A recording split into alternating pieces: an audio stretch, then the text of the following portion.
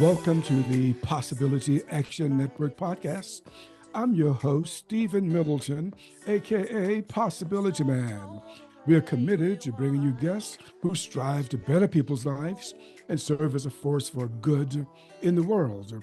Our guest today is Dana Diaz. She's the author of Gasping for Air, the Stranglehold of Narcissistic Abuse. She has written other books. We'll talk about it later. But Dana has is a passionate voice for victims who are reluctant to share their stories. Dana strives to create awareness about narcissistic abusers, promotes understanding for victims, and connects them to therapists when they need help. Dana is now happily married and lives with her husband in Illinois. Dana, that was a less than perfect introduction, but I decided to let it go. How are you today? Exactly. I am wonderful. And you know what? I am less than perfect, and life is less than perfect. So I love it because we embrace it and we go with it, and it doesn't hinder the possibilities ahead of us. So thank you for having me. I love that. I'm looking forward to talk with you. But first, a reminder to our listeners and our viewers, follow, like, and share this podcast wherever you find it.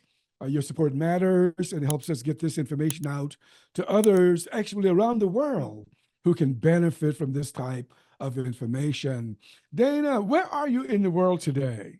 I am in the Midwest. I am in the middle of cornfields in Illinois where it is bright and sunny, and we have a little bit of heat today, but as you and I shared earlier, yes, the snow is coming eventually. We get rain first, cold, then snow. So I am smiling today because I like sunshine. I like heat and sunshine. So I am envious of your location, but here I am. Yeah, yeah. I like to ask that question from time to time. This is a global podcast. We've talked to people from around the world, literally. And I like to give people a sense of where people are coming from. Hey, we're smiling and we've had some laughs at the beginning, but we're talking about a very serious subject today. But we aren't going to be depressed about it because there's a lot of hope, and you share that hope. And I want to take this step by step, Dana, so that people can get an understanding of this subject. My first question to you is, what is narcissism? That is a very complex question, so I will keep it simple. It's basically when somebody needs to fulfill their ego so that they feel the superiority to others that they don't otherwise feel inside. But this can manifest in different ways, and sometimes it becomes abusive. But I want to be very clear when we talk about narcissistic abuse or narcissists at all, not all narcissists are bad and not all narcissists are abusive, but they have an inconsolable and controllable need to feel that they are more important, more superior than other people. And some will go to tremendous, sometimes violent, and criminal lengths to ensure that. Yeah, I hear you. If I heard you correctly, I think we're looking at a continuum from one Yes. extreme, and we can work our way back, and someone could find themselves somewhere on that spectrum. Is that about right? Absolutely. I tell people all the time, on the very low end, you might have somebody that just has narcissistic traits. And I'm going to raise my hand right now. I am the voice of against abuse, and I have been a victim of abuse and with narcissists. But even I have narcissistic qualities, and I bet you do too. But it doesn't mean just because you have the sniffles doesn't mean you have COVID, right? So we have to Right. look at it like you might have some traits, doesn't mean you're a narcissist. But you might see people, what real narcissism is these people you see on social media taking pictures of themselves. They think they look good. They usually do look as good as they think they look. And it might be a little annoying, but it's a healthy self-esteem. But on the very end of that spectrum is where we see the domestic violence and the abuse. Uh-huh. Yeah. So, and at one end, it's healthy to have a sense of Yes. self, but on Yes. the other end, if you're hurting people, that's not so good.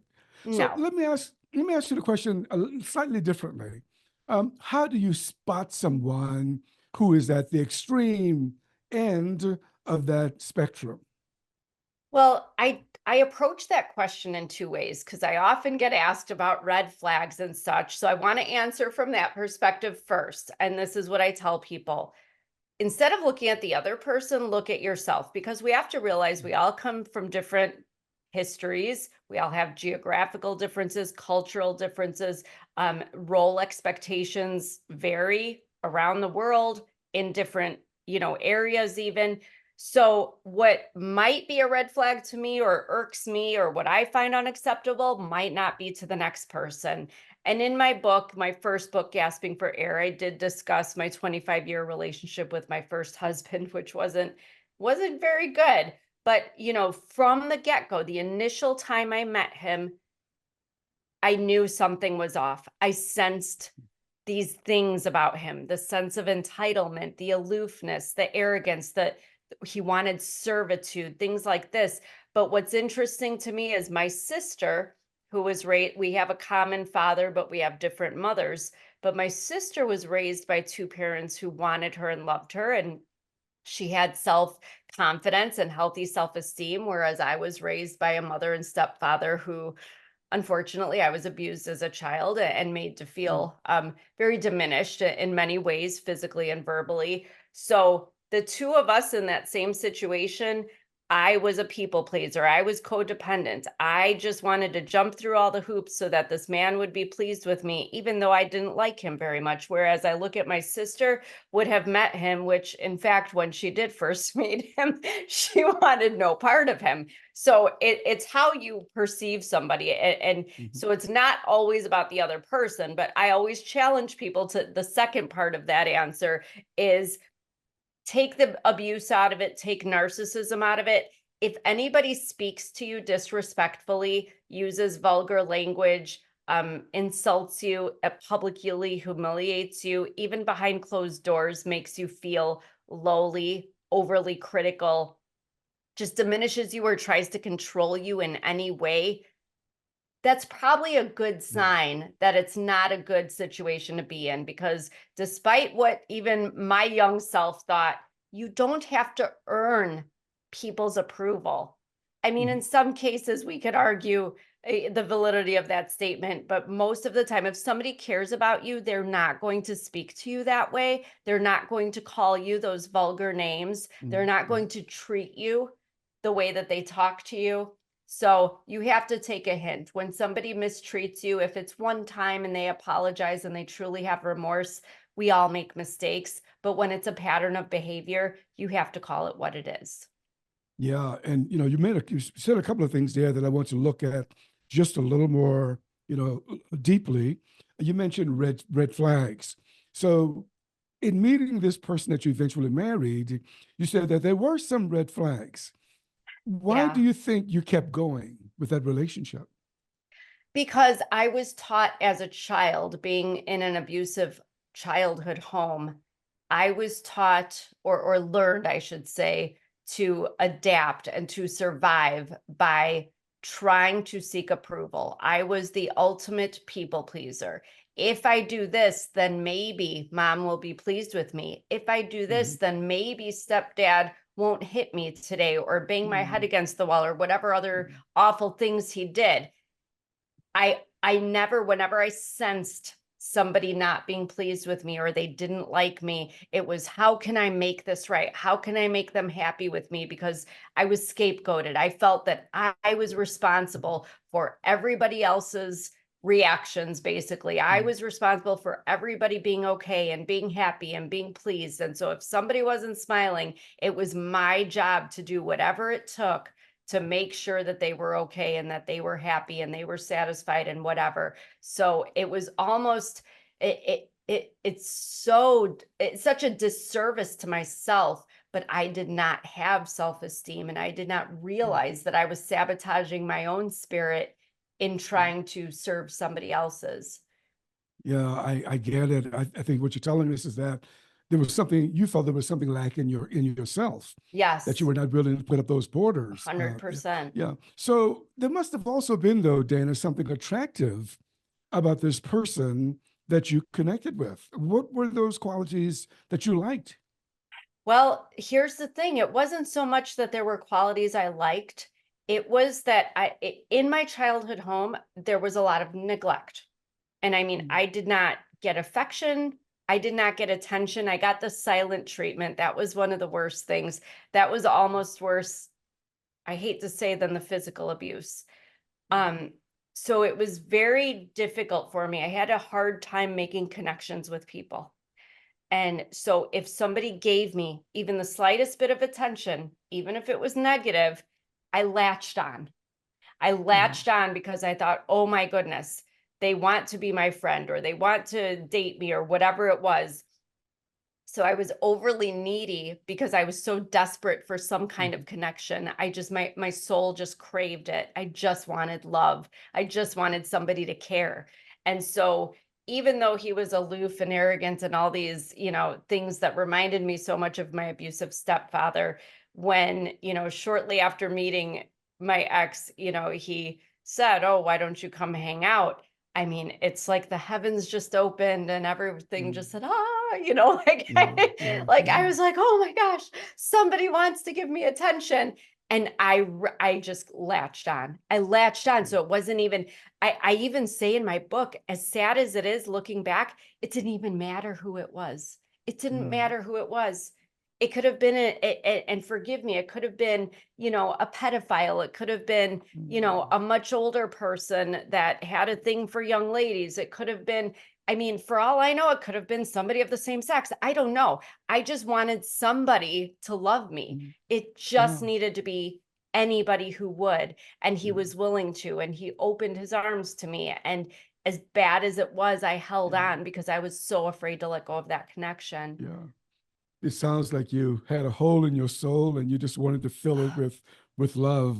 Yes. Yeah. Yeah. But you mentioned some what sounds like heavy duty childhood trauma. Oh, yes. And was it throughout your early years? I mean, throughout your into your teen years? And how did that make you feel? Well, I'm still feeling the effects of it. I'm 48 years old and I think healing takes a long time, and you have to be prepared and you have to be ready, and things come up and you get triggered. You think you're okay for a while and then something else resurfaces. You know, Before I was even born, that I just released my book last week about how I have childhood trauma. And it was before I was even born that my mother, she was a teenager when she became pregnant with me, and she did not want children. She endured tremendous shame because there was, believe it or not, there was a time, not so long ago when it was not okay for teenagers to have babies, and it was not okay to have babies out of wedlock. And, she was shamed and ridiculed and all these terrible things. And I'm 48, and I have just recently come to the point where I can understand and give her that grace that she was a baby too, and she was going through her own human experience, and she was going through her own trauma. And she also came from a very abusive home. Her father was a terrible alcoholic who was violent and did terrible things to all of them. So, looking back, do I believe she did the best she could? I don't know, but she was just trying to survive just as much as anybody else that, even like me. So if anything, that's the one thing we had in common. And I wish we could have held on to each other and been that support for each other, but that wasn't what she wanted. I was the manifestation physically of her ultimate regret and her ultimate shame, and she has no contact with me, and it's very sad and it's very hurtful. And yes, I have triggers. I have CPTSD and anxiety and depression and all the stuff. But you know what the beautiful thing is that it takes a lot of work, a lot of therapy, a lot of years, a lot of time, and I'm still working on it. But you can come to a point where you can have healthy relationships, and you can come to a point where you can receive love and recognize, like I said, being able to look back and say, wow, she was just a baby too. She probably didn't know what to do with all this stuff either, and she was going through her own stuff. And, she loved me as best as she could. I'm here and I'm healthy, and it's okay. And it's okay. So I think we need to give ourselves that forgiveness and give other people the same grace. And if you can do that, then you can move forward and enjoy your life and have room in your heart for that joy to accept it. Yeah, Dana, I want to have just like a parenthesis here because you've just said so much. I just can't avoid Feel getting free. here, but I just want to ask, because people are wondering, people are sensing, like I am, you are so transparent. You are opening Yeah. up to us, and you've done it in your books. How did you come to this place of opening your heart to us the way you do? Um, I'm not sure I have a direct answer for that, because the irony was, when I was writing my childhood book and thinking of these memories and remembering things, I keep a lot of journals. I've always written little things and I keep them. But I realized I was always I valued the truth. I think I was so frustrated, even as a child, that I was seeing things that everybody else just, I called it polite society. But I think that was a sign of the times as well, because there were, even when I was born, believe it or not, in the 1970s in our country, women could not file, charges against their husband for abuse or domestic violence. So the rhetoric was basically, keep quiet about that stuff. We don't talk about those things. And so I remember as a child, I'm seeing all this stuff. And I'm looking around at all the adults around me, like, does anybody not see what I see? So growing up, for me, the truth was the truth is everything to me, because so many people deny it, don't want to see it, don't acknowledge it, don't want to talk about it.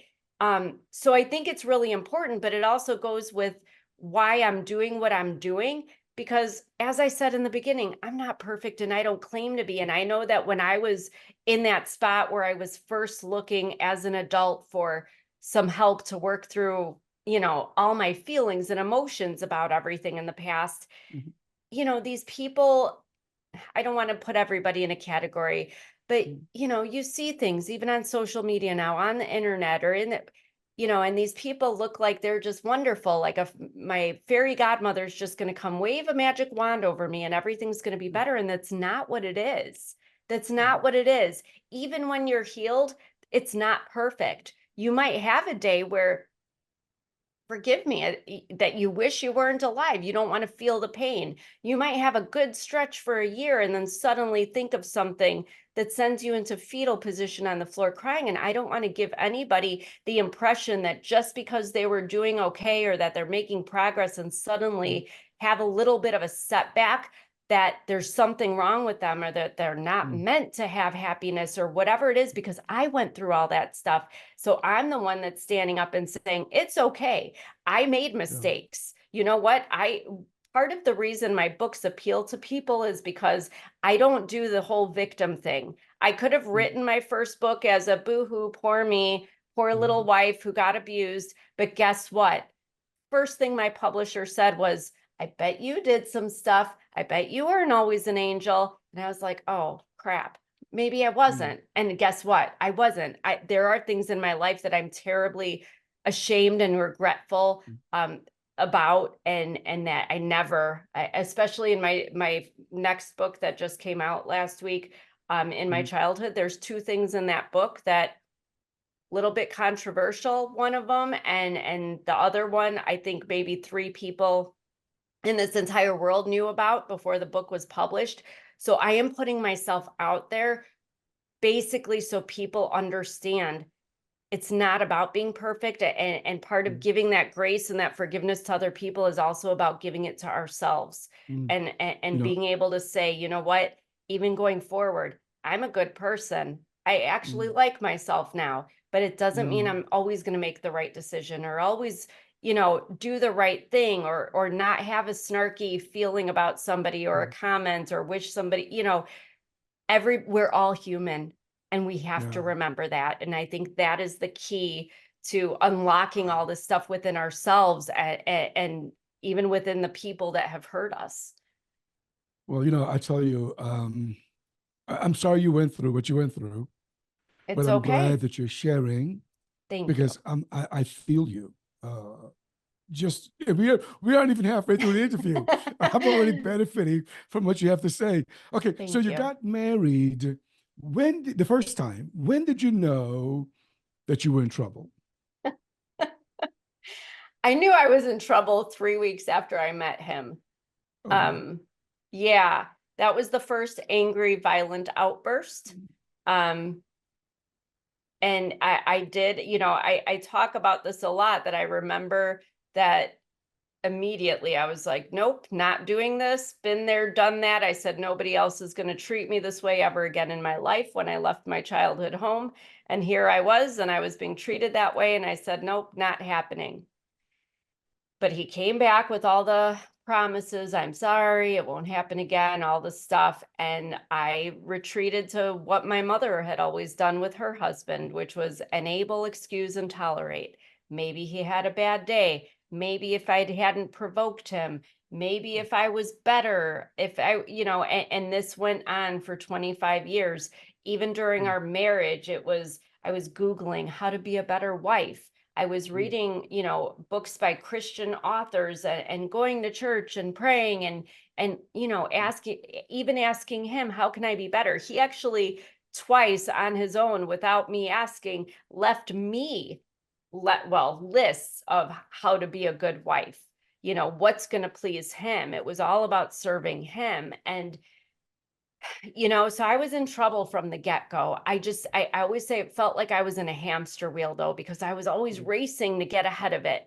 What can I do to be better? What can I do to make our marriage better? What can I do to help him to be a better, man, and a better husband and a better father? But I was always in the same place, just like a hamster in that wheel, always running ahead, but always in the same place. And you just get to a point where the cycle has to end. The cycle has to end, and you got to give up the fight. I know that you don't, present yourself as a victim, but it seems to me, though, what you've just described are many of the traits of someone who has been victimized. And you said you took all of the responsibility trying to be perfect 100%. to make this person feel better. Is that about how it Oh, works? 100%. It was my job, just like it was my job as a child, to make sure that as long as I was a good girl and did what I was supposed to do and said what I was supposed to say and didn't break any rules, then everybody would be happy and there would be no violence and there would be no yelling and no screaming and nobody would be crying. So it was the same thing in my marriage. And it worked very good, because a narcissist wants servitude. They want it to be all about them. And I was literally the perfect spouse for a narcissist. Dana, it sounds like that experience must have been mentally exhausting. Yes. Can you tell us about that? It just brought up all the same stuff I felt more as a teenager than as a young child. But, I think that if we follow the psychological pattern, when somebody offends or hurts you, you feel that pain, that sting, and it makes you sad that, oh, they said they love me and they're doing this to me, and on purpose, intentionally, they want me to feel badly. And then you get angry about it. You're like, oh my God, but they said they love me. How could they do this to me? And then, you just start thinking, I think, at least from a trauma brain perspective, you start we all source from our past, right? That's how we all operate. We're all very complex that way. But you start sourcing all these things from your past, that when people mistreated you or hurt you in a similar way, and the betrayal that you feel and the pain that you feel, and so I was going down those same roads of having anxiety, being depressed, wishing this wasn't my life, didn't want to kill myself, but I just didn't want to live this life. It didn't even feel like it was my life. I felt like I felt so lost. I didn't even know who I was anymore. And unfortunately, that mental angst manifested physically, because, when you keep everything in, I didn't have anyone to talk to. He didn't like any of my friends. He didn't even like any of my family. So I didn't see anybody. He didn't like when I left the house except to go to work. So I was there just having to be quiet so I didn't provoke him, having to suppress all of these feelings and all of these emotions, trying to put on a face, the happy mom face for my son, trying to raise him without him seeing all this stuff happening right under his nose that he still, to this day, as a young man, has no idea about, mm, and we don't talk about it, and he'll never read my book, and I don't want him to. But mm. I mean, your body holds all that pain, and Yeah. eventually that's what happened. Is it was the 24th year of marriage, my body finally turned against me too and Mhm, said no more. And that's when I became very, very ill. mhm, The cortisol, the stress hormone, basically just ravaged my body. My white blood cells thought it had to eradicate something, mm, killed themselves off. So I found myself, having to go to every specialist who hooked me up mm, with Mayo Clinic, found out that I'm autoimmune and having all these random reactions. And you can sense in my voice too, partially I'm getting over a cold, but a lot of this is a lung disease I developed, mhm, which is very mhm, rare, but it's not rare among victims of abuse. And it's similar to having mhm. COPD and Yeah, fibromyalgia all at once. right. Okay, but yeah, I just want to pause there to Yeah. contextualize this because you gave us a lot there. Want to unpack that because what I heard, and maybe others heard it too, is that a person who's been traumatized, and this narcissistic abuser did traumatize you, and Yes. that there are effects of that. It impacts Oh, you yes. mentally and physically. And you mentioned, a couple of things a lot of people dealing with is anxiety and depression. So I want to make sure that people understand that we're getting this abuse, not only from childhood, but your adult life, your situation, and anxiety, depression. What was that like? I mean, some people have told me they've never experienced anxiety. I'm not sure if that's true. Some people have said, I've never experienced depression. I'm not sure if that's true, but what was that like for you? The mental oppression that you experienced. Yeah, absolutely. So to give somebody an example of how this works, my husband would get home at a certain time every day. When that time was approaching on the clock, my heart would start to race. I would even get Mm, kind of clammy and sweaty, and I felt like I couldn't breathe very well. And I'd be looking, I was almost hyper vigilant. And let me make sure, okay, that's clean, that's put away. And I put, okay, let me check myself in the, my son would even do the same thing. So it wasn't just me. This is anxiety. This is when it's sort of like, the way I describe it is kind of like when the smoke detector starts going off saying alert, mm, alert, before you have a full blown fire. Because to me, knowing he was coming home meant, oh my gosh, when he gets home, I mean, you never know. You never know what's going to happen. You mm. just never knew. So the anxiety is that worry about the future. Yeah. It's this, going through your head, and your body starts reacting and panicking about what all the possibilities that might occur that'll hurt you, harm you, affect you. Whereas the depression, that's when you just start, I call it going down the rabbit hole. Mhm. This has more to do with the past, whereas anxiety is more about what's to come. Depression's about what was already. Maybe like I remember a winter day where we were snowed in, me and my son, and my then husband traveled for work. So he was away in California on a beach living his life. And in fact, I knew he had a girlfriend also that traveled with him through work. So I'm snowed in with my young son, 3 years old, knowing my then husband is on a work trip with another woman. And Mhm. I am just sitting there feeling badly about myself. All my thoughts, I'm playing with my young son, watching Scooby-Doo and Tom and Jerry and playing with little Hot Wheels cars on the living room floor. The tears are coming down my face. And I haven't showered in a few days because I'm not even taking care of myself, because I feel worthless and I feel like I don't matter. And like, Mhm. why am I even here? That's depression. And it's Wow. an awful, awful place to be. And when you have depression and anxiety, which a lot of trauma victims do, you're sad about, how the past made you feel about yourself. Mhm. You're worried about what's going to happen in the future, that you just can't be in the present. I mean, I Mhm. am still learning. I'm getting a lot better, but it's still hard for me sometimes to just be. That's my ultimate goal in life. If I had a magic genie right now, or the things that I pray to the Lord for, it's just let me just be and be present now with my husband, with my son, with whatever's going on, because I don't want to worry about the past. It already happened. And I don't want to worry about the future because I don't know what's going to happen in the future. I just want to be now. Yeah, I tell you, it sounds like you learned a lot, and you got a lot to share on that subject. The Yes. other thing that really caught me in what you said, I just want to underscore just a little bit, is that when someone has gone through like a series of abusive situations, as you have, that your body pays a price for that.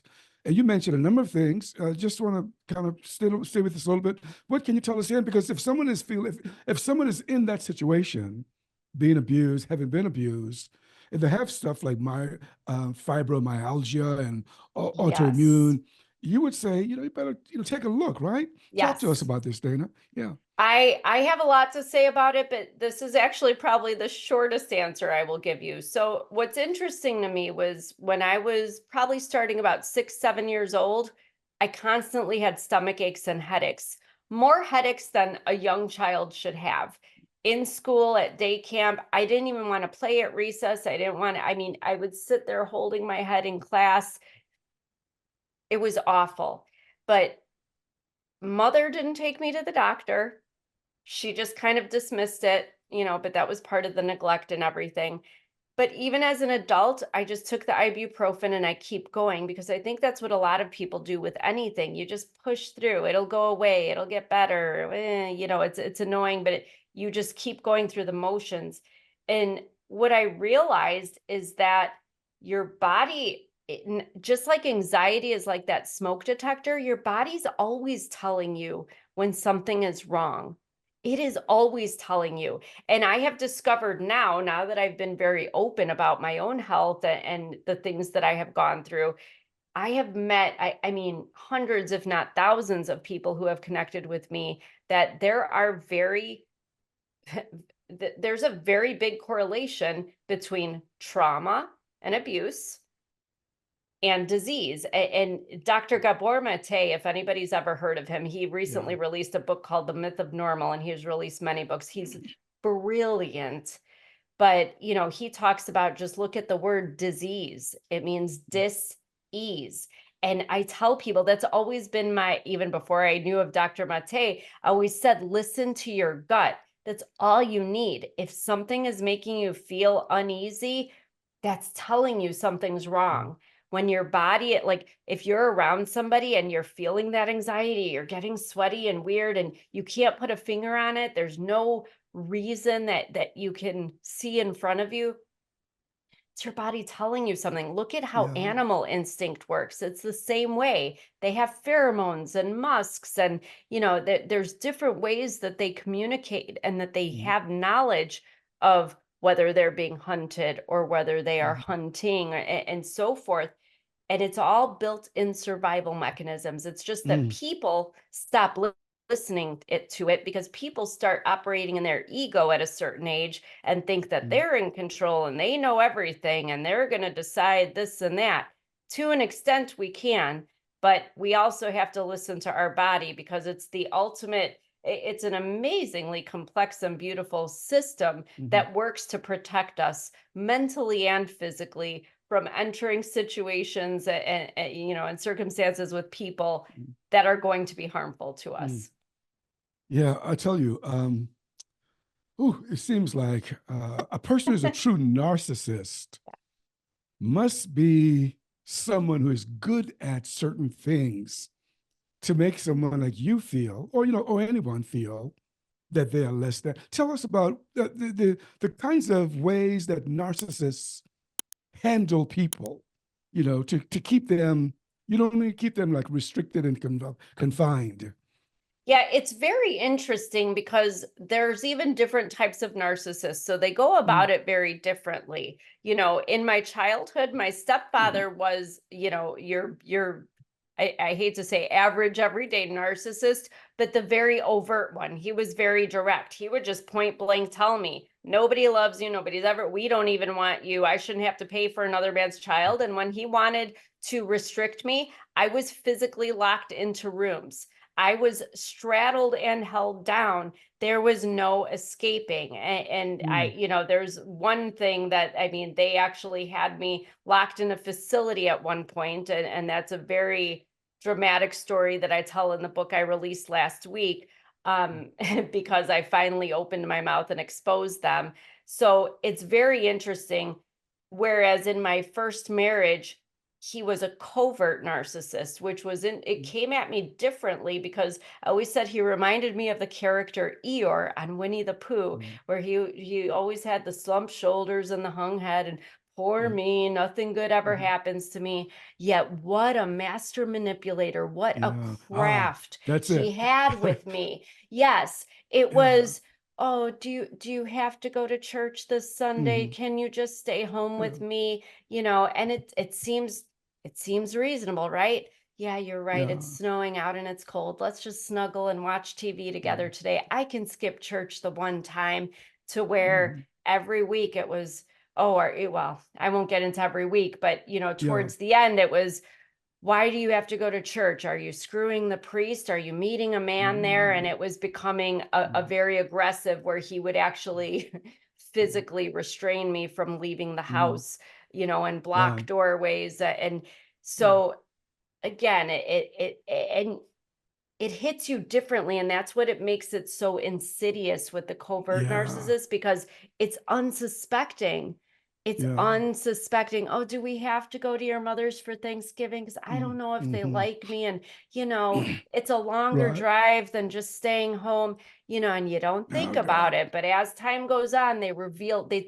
reveal the layers of that mask, that, Okay. the Yeah. mask I, smears, I and you just want to start share seeing them. share the two things I caught, because not that others won't catch it, but in the first example, I heard that control, that a Uh-huh. narcissist is skilled at controlling and willing to, because everyone doesn't have the heart to do that. Lock someone in the closet. Everyone just can't do that. But a Right. narcissist can. And the Mm-hmm. second thing I caught was the manipulation.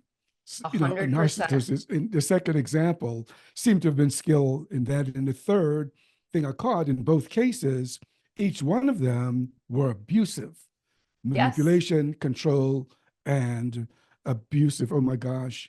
What about misdirection, like a like a detective, creating confusion and misdirection? Did any of that show up?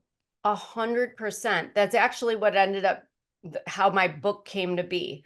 So Mm. it's this thing called gaslighting, which a lot of people use the word but really don't know what it means. It comes from a 1940s movie, I believe, called The Gaslight, where the man flickers the electric lamps, and Mm. every night, and his wife will look around and say, oh my goodness, what's going on with the lights? And he says, I don't know what you're talking about, the lights are on, they're just fine. So she starts to Mm. believe after a while that she's gone crazy, because she doesn't see him flickering the lights, but she sees the lights flickering and he's telling her it's not happening. So she starts to think she must be crazy, she's seeing it wrong. That's what gaslighting is. My mother started this when I was very young, and to the very end, when we went no contact earlier in my 40s, I could literally say the sky is blue and she would say, no, it's not, it's cerulean, or so, you know what I mean? It just, Mm. nothing I said could possibly be right. She just had to make sure, that's not what I said. That didn't happen. And I'd be Mm. like, it just happened 2 seconds ago. And I was Mm. standing right here. I heard it with, where I would actually, I mean, it became a thing. You could see how riled I'm getting now, because I Mm. remember a few times I had witnesses and I'd be like, you heard it, right? You saw it, Mm. right? So I started keeping a notebook of, this is what they said, writing it down while it was fresh, because I had to remember, because everything, my husband, my mother, my stepfather, everybody around me is telling me that what I'm seeing and what I'm hearing is not accurate. Do Mm. you know how crazy that would make Mm. it's interesting when one person does it to you, but three, I was like, should I even be handling my son? I went to a psychiatrist and he thought I was bipolar by the way I was answering his questions. And we came to find out after 17 years of being on 2 mood stabilizers and an anxiety medication that he never asked about abuse. And when I finally told him, he realized it was CPTSD. So this is actually partially answering a question you already asked, but that's the thing about medicine, is that when we go to a doctor about a physical problem, oftentimes they just treat that specific problem, that specific symptom. A lot of doctors don't look at the whole entire, system of your body and all the different things going on collectively together and how that's all interacting. But when you go to a doctor for a physical ailment, rarely, if ever, in my experience, nobody asked me ever, even the psychiatrist, nobody ever asked me about trauma or abuse in my past. And if they ask that simple question, I bet a lot more people would have more help and resources available to them before their mental or physical health declined to the point that it does.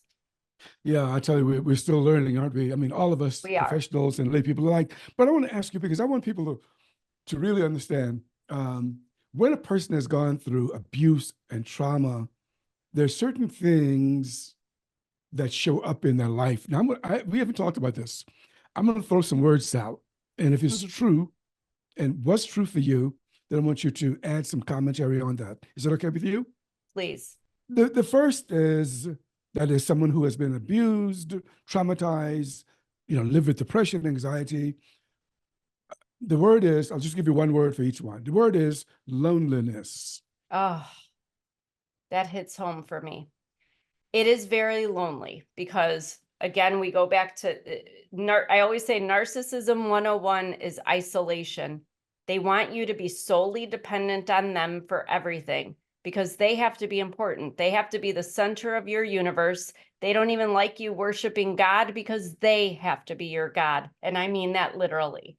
So you can't have friends. They will remove you from friends, remove you from family. I was taken from the big city of Chicago, grew up in Chicago, moved all 90 miles out away from everyone and everything I knew into the middle of these cornfields that I'm still in now, into a small town. We knew nobody. Even after I had my son, then it was just me and my son on this little farm in the middle of the cornfields. Nothing, nobody. Couldn't leave the house because if I made a friend, he didn't like that friend. If I said I was going to go to, drive a distance to go take my son to an activity, he didn't want me to go because what was I going to do? Go meet a man? What am I trying to get? Am I going to leave him? The guilt, shaming me. So you kind of just go ahead with the isolation. And there is a difference between being alone and being lonely. Lonely is when you do not have connection. Alone means you are physically alone. And I actually tried to explain this to my current husband the other day that, I remember there was a day when, recently where I wasn't alone, but I was feeling the loneliness. And he said, but I'm sitting right here. And this is no offense to him. He's a wonderful, wonderful man. But I said, yes, but you're playing games on your phone. That's not connecting. Like my heart right now, I need connection. And you sitting here with me does not make me feel less lonely. I am not alone, but I am still lonely sitting next to you. And I said, I could be in a Taylor Swift, concert stadium with 80,000 screaming, dancing young little girls and feel lonely. That is what loneliness is. It is when your heart doesn't have the connection. I didn't have a mother to call. I didn't have a sister to call. I didn't have friends that I could call and talk about a bad day or talk about what was going on. And the consistent thing that I was finding with these narcissists, specifically my husband at that time, not my current one. Let me make that clear. My first husband, I was just like in my childhood, there was a neglect. There was I wasn't allowed to have feelings. Nobody wanted to hear about my emotions. Nobody wanted to hear anything about what I might be going through. It was all about them. So I was being emotionally, mentally neglected. And that's a very lonely feeling to have. Yeah. You've already mentioned my second word. I got two more if you're up to it. But Yes. when people go through this stuff, abuse and anxiety, depression, all that kind of stuff, sometimes shame, they may not know where it's coming from, but shame shows up. Now, I'm not saying that it did for you, but I think you did say that shame was a part of that. Talk to Well, us. my second book that was released last week, let me tell you, the Mm. title of it is Choking on Shame, because I Ah, was choking on shame. My mm, childhood, I was choking on my mother's shame. My mother mm, was projecting the shame that she felt about having me as an unwed teenage mother. She was projecting it onto me. I had to mm, be deficient. She had to make sure that I felt deficient, that I felt I mm, wasn't good enough, that I mean, even to this day, I hate to say, she stains my name. She stains the premise of my conception and my mm, existence because it makes her feel better about the unhealed trauma that she has. She's not willing to face the shame and deal with that trauma in herself, mm, so she burdened me with it. So mm. shame is it's an awful, awful thing, but and it's such a complex thing that I think I'm still trying to unravel to figure out a very simplistic way of feeling it. But I always say it's like carrying everybody else's unhealed trauma, but you Mm. internalize it and feel like it's your responsibility to make it better. Except you Yeah. end up just weighing yourself down and it brings you Mm, down until you are ready and you realize that you can put that down their trauma and just mm. handle your own. This is so helpful because sometimes people aren't aware. They know that they're traveling heavy, but they aren't Yes. aware why life is so heavy for them. And you're giving Yeah. us some answers for that. So I got just two more words. I'm going to throw them out Sure. there. What about guilt? Did that show up for you? Guilt, you know what? It wasn't a huge thing for me. Mm, Guilt is when you feel badly for something that you may have done. The only mm, time I really felt tremendous guilt about anything was when I was very young, before I understood all this other stuff and before obviously most of my life happened. I felt guilty that my mother was so sad. She always had a mm, melancholy look on her face. I felt guilty that I mean, I could tell, I couldn't verbalize it then, but I could see that she thought that she didn't realize her own potential. She didn't realize how funny she was and how beautiful her smile was and, how much fun she could be when we were singing oldies in the car or dancing in the kitchen. So I felt guilty when she was sad throughout everything else in life. When I mm, saw that she felt that she didn't fit in with her husband's family, when I saw that she was having difficulty, when we moved to the suburbs into, her new husband's neighborhood where we were the only two Hispanic people and everybody else was Caucasian and Jewish and we were Catholic. And, I saw her struggle with, mm, trying to find her place. Yet mm. it wasn't my guilt to carry, but because she Yeah. had been projecting her shame onto me, I thought it was my responsibility. I thought that maybe I was the reason. I felt guilty for maybe Mm, being the reason she couldn't live the life she wanted to live yeah. happily.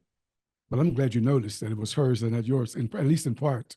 Yeah. Here's my last word. I'll throw it out there. I'm not sure if this showed up for you or not, but I know it shows up for a lot of people. And that is regret. Oh, I think everybody has regrets. But I'm glad you're ending with this word. Regret for me came into place with the healing. Mm, Because when you live the kind of life like I did, and so many people have had it much, much worse, and I acknowledge that, but this is not a competition. But when you have all this pain in your life, a lot of people become bitter and angry and regretful. My grandma, mm, I love her very much, but she's 84 years old and she is still to this day, every single time I talk to her, talking about all the awful things that her husband did to her, even though they've been divorced since 1981 and he passed away 20 years ago. She mm, just she cannot move past it. And for me, when I started my healing, it's a shift of mindset. It's kind of clearing your perspective lens. And instead of regretting that was my life and regretting the things that people did to me, I was like, even like when you said you're sorry for what I've been through, I appreciate that and I accept that. And many people say that to me, especially after reading my books. But I don't want anyone to be sorry for me, because you know what? I'm not sorry. I have decided not to have regret. I made a choice. And this is the thing about life, is you have choices. I could be regretful and live in that mindset. And you know what? Nobody would blame me. Nobody would even, there's no argument against it. But when you live with that, then you're kind of closing off, you're kind of putting obstacles in front of your future and all the possibilities that lay ahead. And I don't want to have that, so it's not about regret. I look at it, and this is how I truthfully look at it. And again, I'm a Christian. I know that not everybody's religious. Maybe some people believe in fate, universe, but I truly believe, looking back, and it was a very good friend who is a missionary who helped me see this, which started my healing. I had all this, oh, my mother, and, the whole thing in my life. And he said, number one, yes, your mother had you. In this life, she's your mother, but you are a child of God. And God put you here. He protected you through all that. You survived your marriage, even after domestic violence. And ironically, he also gave you the gifts of writing and speech. And what are you doing now? You are taking all these things that happened to you, he said, and you are writing your books, and you are helping people. You almost have your own ministry. You are serving others. You are speaking about it. And he says, you were meant to live this life. So don't ever let anyone think, maybe your mother and your stepfather and whoever didn't think you were supposed to be here, and you messed up what they thought their life should look like. But he said, God had every intention for you. You were supposed to be here, and you were supposed to be born to her as a mother and live through that stepfather and live through that marriage. But he says, but look at all the blessings you have now. He pointed to my husband and said, this man, if my husband's literally an angel, and I have a beautiful life. I have a beautiful home. My son is healthy. My health has improved. It's good. It's good. So I don't have that regret. And I don't want anyone to carry that with them. That's powerful, Dana. I mean, and the question is, the kind of odd question is like, would you have liked to remain a housewife? And I'm not downing housewives as a career. It's a tough job. Never publish your books. Never be a speaker, a coach. Even if you're not, you are a speaker, public speaker. You are a coach. You're a mindset. Would you prefer not having any of those qualities?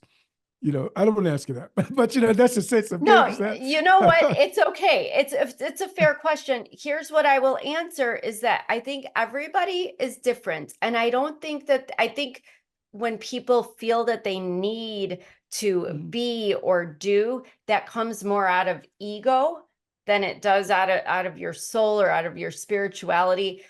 For me, it's funny because my husband and I just had a conversation the other day, and we were talking about my healing and how far I've come and what I still have to work on.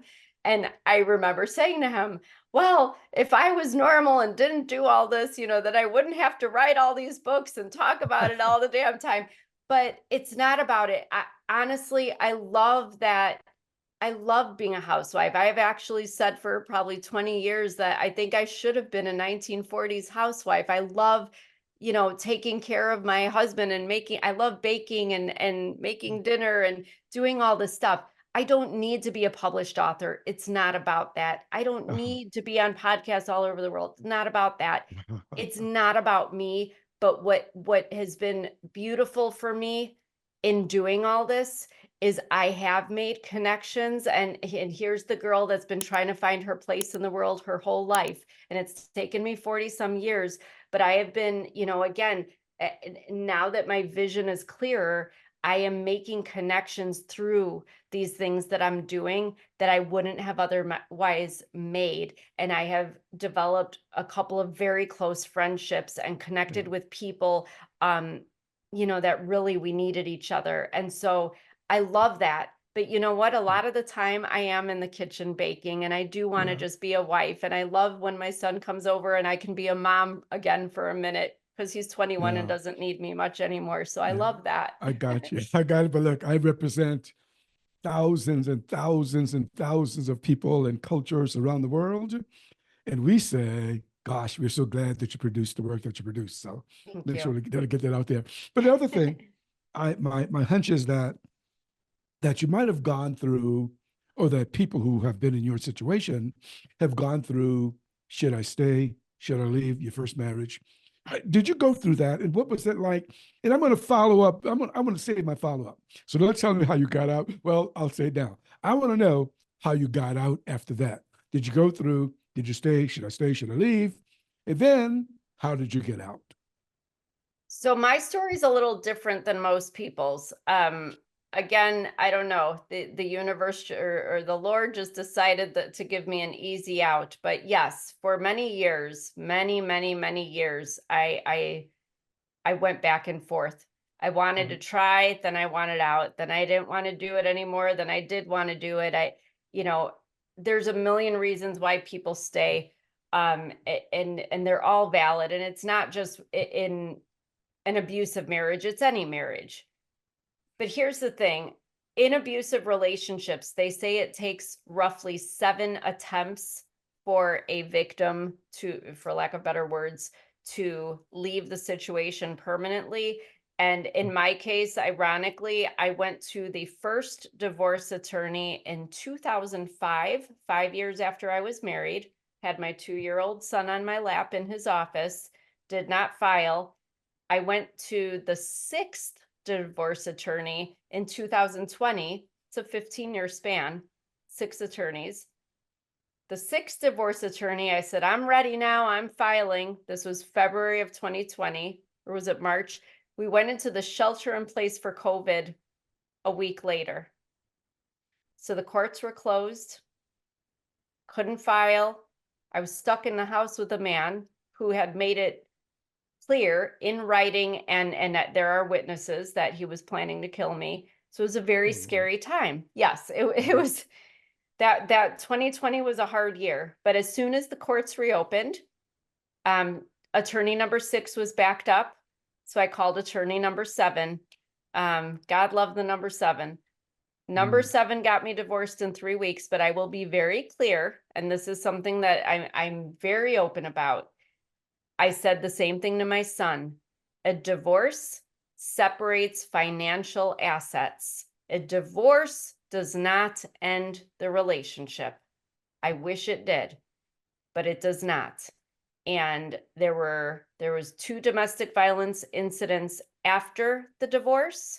There were many situations, which I would call financial and legal abuse after the divorce. So it's not, you're not free and clear.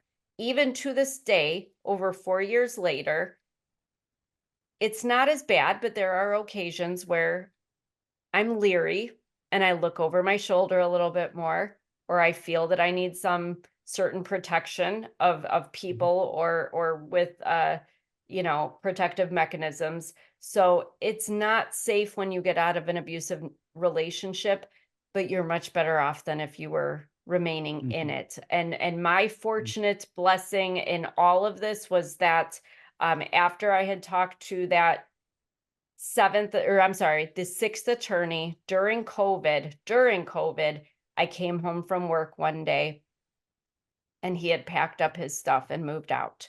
So that was a blessing. Unfortunately, the courts were still closed at that time, so I could not file. He was still trying to guilt me, shame me, told lies about me among our family, among our friends. I whatever family and friends I had left, I had lost at that time based on what he said, because he said he specifically told them things, lies, atrocious lies to make them hate me. And they did. And it's very sad, but I was able to get my divorce shortly after that. So I got very lucky because I fortunately could have up and left with my son at that point, but it's very hard. It's different when you have a 5-year-old that you can carry out of the house versus a 17-year-old boy that Yeah. doesn't have to do what you tell him to do. Yeah. Yeah. I'll tell you, there's so much there. We may have to talk again, because those friends, they probably weren't your friends in the first place. But anyway, that's another subject. But look, you loved again. Was it difficult to love again, to open your heart like that again? Yeah, and it's still difficult, honestly. Again, I think it was one of these things that I don't know if life just decided that I'd had enough and just made things a lot easier for me. I would have never, I actually remember telling people, I don't ever want to be married again. I don't need to deal with somebody else's crazy ex-wife and kids who hate me. Like, I'm good. But the man I am married to now, I actually knew his family probably 15, 16 years. And I knew him, these small towns, everybody knows each other and runs in the same circles. And my son, had grown up with these people, knew them very well. So it was one of these things where we knew each other already. And he was just concerned. He had seen my health decline and he was just somebody to lean on, and he reached out a lot more than I reached back, honestly, because I didn't want to partake in any of that. But we realized when I finally said, okay, we can be friends, that's it. And I let him in, but I think that's a beautiful testament to what most people don't do and what I Mhm. tell people to do. I'm not telling people to go out and grab the first man you see or the woman and marry them. I'm not telling you to go out there and date the day after your divorce. What I am saying is that to love is to hurt. And we don't want to hurt anymore, especially after abusive relationships, even if you just had one and I had multiple, and I understand. But if you close your heart off, you're just hurting yourself. Mhm. Is it easy to trust again? No. And my husband even knows. I love him very much, and I've known him for a very long time. I knew his dad much longer, and he was a good man. I should trust him, but I don't 100% trust him. I Mhm. trust him Mhm. more than I trust most, though. So it's hard. It is hard. And you have these protective mechanisms, you put your guard up a lot, and sometimes you self-sabotage because you think, oh, it's too good to be true, so I'm just going to Mhm. mess it all up with a silly argument that over nothing, because then we'll just be done with it and I can move on and say I was right. But if we can just bring our guard down, let people in, because I promise you, not everybody is bad, not everybody is out to hurt you, not everybody Mhm. is going to be the one either. And I think people put pressure on themselves, whether they're 20 or 70. Just because you go out on a date or 3 dates does not mean you have to be committed to that person. It's Mhm. okay to just be and to enjoy your life and to have coffee and dinner with people. And if you Mhm. find somebody that you really like, you know what? We all deserve to be happy. And that's all Mhm. it is. Yeah, yeah. So I know you work with a lot of people. What advice would you offer to someone who feels trapped in a vicious, narcissistic, abusive cycle? It's really interesting because you would think that I would have the magical elixir to help them see things, but what I have found, and what's even frustrating for me, is that there are people who don't see their situation for what it is, which is similar to, confronting a drug addict or an alcoholic. If they don't think they have a problem, if they are not ready to face the problem, there's nothing you can do. They Mhm. have to be the ones. So it's about how to reach them, how to reach them. So I'll tell this quick little story. When my son was 2 years old, wouldn't touch a banana to save his life. I tried putting sugar on him, tried putting syrup on it. He would not touch a banana. I left him with a friend. She says, oh, he loves bananas when I came to pick him up. I said, the heck he loves bananas. He won't touch them. And I've tried and tried. She says, well, I gave him one. It's the same thing. Same thing. If I go to a friend or to somebody at church or to somebody I know and say, hey, this relationship you're in, it's not going to get anywhere. Going to your sister, your cousin, your nephew, but this is why I love podcasts and books, because somebody can share this podcast with somebody that they're pretty sure is in a bad relationship and just doesn't see it, and just send them the link and say, hey, this was really interesting. You should listen to it. Even if the person just listens to 5 or 10 minutes, they might resonate with something I said or something you said, and it'll click in their brain and they'll think they came up with the solution and they realized it all on their own. Because I'm telling you, it doesn't get anywhere. I have people come to me at book signings and say, I'm buying your book for this person or that. I'm like, no. This is not how we do this, you know, but we can certainly, and what helped me is we go to that feeling of being alone. I'll never forget a lady at church. I took my communion, you know, it takes forever for communion in a Catholic church, and I'm on my knees and I have my head down and I am just so sad. And I'm trying to hide the fact that I'm crying and my shoulders are kind of shaking. And the elderly lady that sat in the pew behind me, after she was done with communion, she came around and just put her hand on my shoulder and she held it there.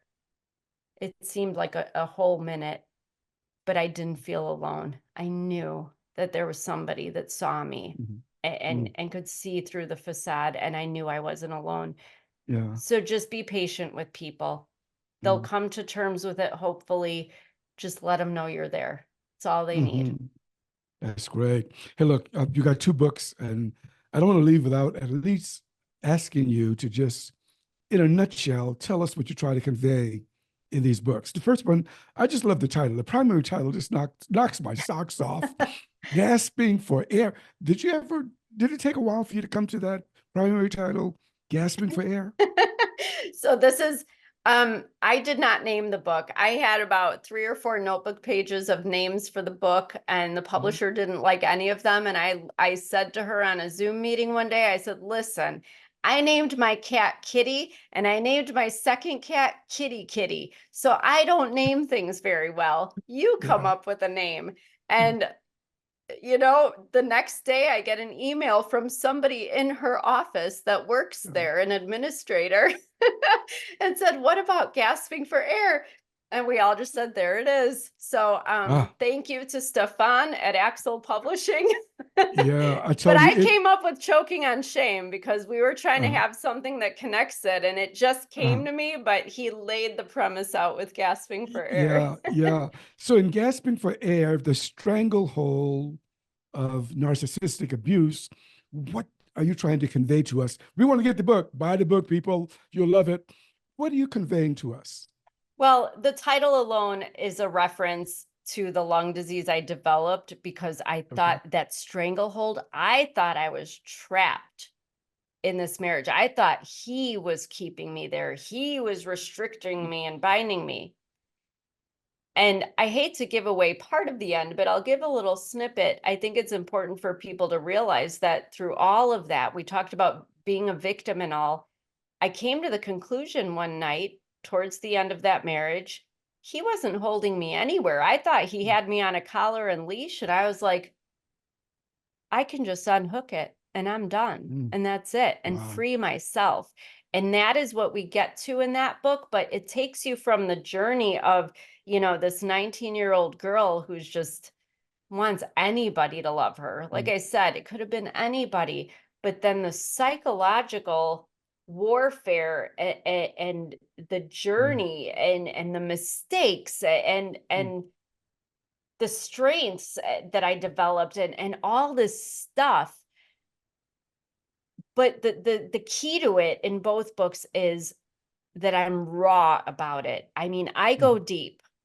I go deep. I say what it is. I say the things that we all think and feel that we feel ashamed about or that we're told we shouldn't, because it's real.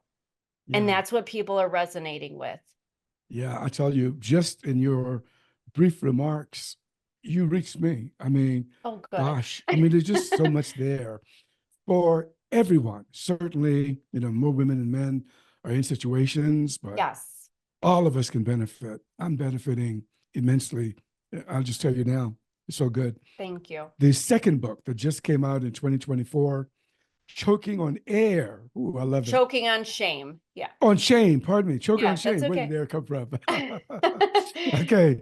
You know, as difficult as this subject is, I'm glad that we're not sitting here just depressed because it's so hopeful. No, And this it is what is you offer, right? hopeful. You This offer, is you offer this hope. is what I Yeah. stand for because, I just want people to see you can get knocked down literally and get back up.